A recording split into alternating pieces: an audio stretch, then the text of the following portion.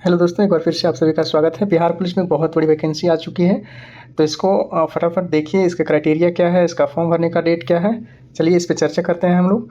तो चालक सिपाही की वैकेंसी आई हुई है। बिहार पुलिस में चालक सिपाही की वैकेंसी है और ये इसका जो है फॉर्म भराने का डेट जो है 21/7/2025 रखी गई है। वहीं इसकी लास्ट डेट जो है फॉर्म भरने का 20/8/2025 रखा गया है।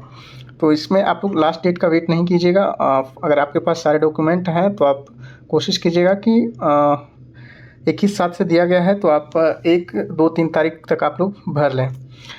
चलिए आगे बढ़ते हैं। इसका क्राइटेरिया क्या क्या है ये देखते हैं, कौन कौन लोग भर सकते हैं फॉर्म। तो भरने के लिए उससे पहले देखते हैं पहले पदों की संख्या कितनी है। तो पद जो है टोटल 4361 पद पे विज्ञापन दिया गया है। 4361, जिसमें महिलाओं के लिए कितना आरक्षित है ये देख लेते हैं। महिलाओं के लिए जो है 1439 सीटें आरक्षित हैं। टोटल है 4361, जिसमें 1439 महिलाओं के लिए आरक्षित है।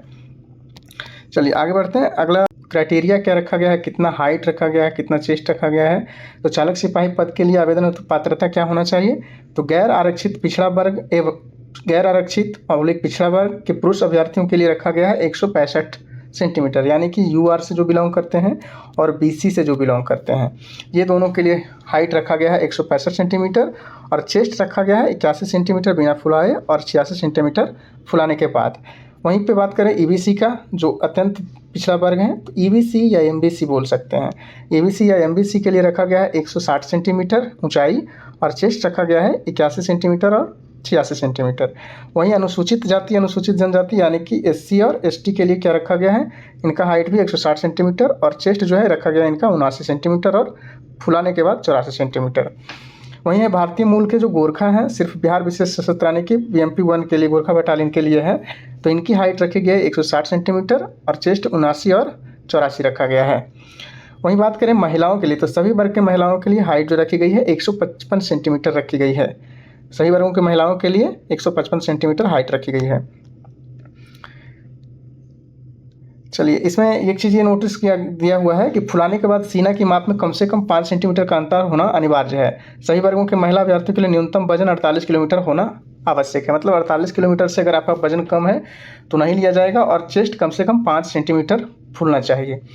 अब बात करते हैं शैक्षणिक योग्यता की। इसमें शैक्षणिक योग्यता क्या रखा गया है, तो शैक्षणिक योग्यता है 10+2 तो रखा गया है। और दूसरा इसके साथ ही होना चाहिए आपके पास LMB और HMB, इसका लाइसेंस होना चाहिए। तो इसका लाइसेंस कब का होना चाहिए, ये लिखा हुआ है कि अभ्यर्थियों को हल्का मोटर वाहन ऑब्लिक भारी मोटर वाहन चलाने का सक्षम प्राधिकार द्वारा विज्ञापन निर्गत होने की तिथि से न्यूनतम 1 वर्ष पूर्व निर्गत मोटर वाहन चालन अनुज्ञप्ति धारक होना चाहिए। मतलब 1 वर्ष पूर्व का लाइसेंस रहेगा तभी आप फॉर्म भर पाएंगे। अब बात करते हैं उम्र सीमा की। उम्र सीमा क्या रखा गया है इसमें, तो उम्र सीमा जिसका 18 वर्ष है वो फॉर्म नहीं भर पाएंगे, क्योंकि न्यूनतम उम्र सीमा रखा गया है 20 वर्ष। तो जिसका न्यूनतम उम्र सीमा 20 वर्ष रखा गया है वही फॉर्म भर पाएंगे। और अधिकतम उम्र जो रखा गया है वो 25 वर्ष रखा गया है। अगला है पिछड़ा वर्ग के लिए क्या रखा गया। पिछड़ा वर्ग एवं मध्यम पिछड़ा वर्ग के लिए न्यूनतम 20 वर्ष और अधिकतम 27 वर्ष। जनरल के लिए रखा गया है 20 से 25 जो यूआर से है, और जो बीसी और ईबीसी हैं, बीसी और ईबीसी के लिए रखा गया है आपका 20 वर्ष से 27 वर्ष।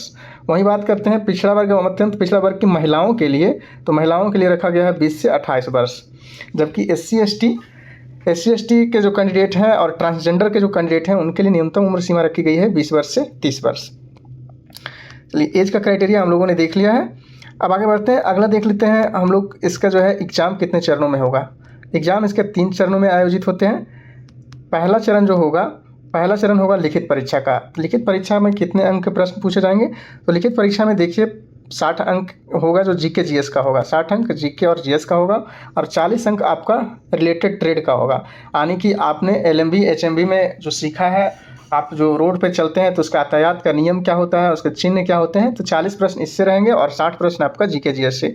टोटल 100 प्रश्नों का ये परीक्षा होगा। इसमें टोटल 100 प्रश्नों का परीक्षा होगा।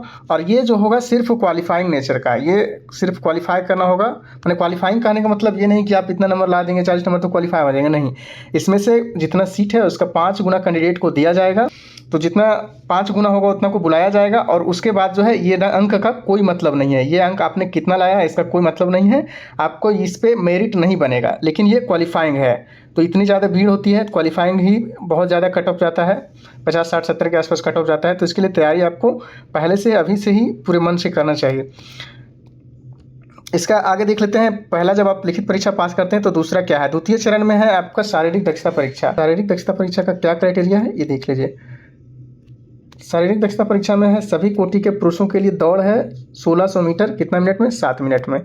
और सभी कोटि के महिलाओं के लिए 1 किलोमीटर दौड़ कितना है, 7 मिनट में। ये सिर्फ क्वालिफाइंग नेचर है, इसमें भी नंबर आपको नहीं मिलेगा, इसका भी नंबर आपको नहीं मिलने वाला है।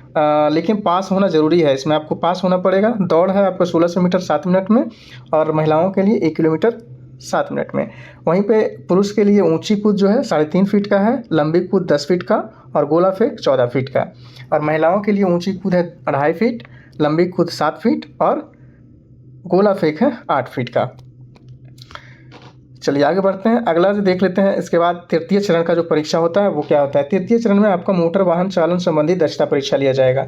तो ये भी मोटर चालन जो है, मोटर वाहन चालन, ये भी 3 तरह के वाहन का टेस्ट होगा। और ये आपका जो है क्वालिफाइंग नेचर नहीं होगा, इसी के नंबर, जिसी में जो आपको नंबर मिलेगा इसी के आधार पे आपका मेरिट बनेगा। तो इसमें 3 तरह के वाहन चलाने के लिए दिया जाता है। पहला है जो जीप चलाने के लिए, और जीप चलाने में अधिकतम 40 अंक दिया जाता है।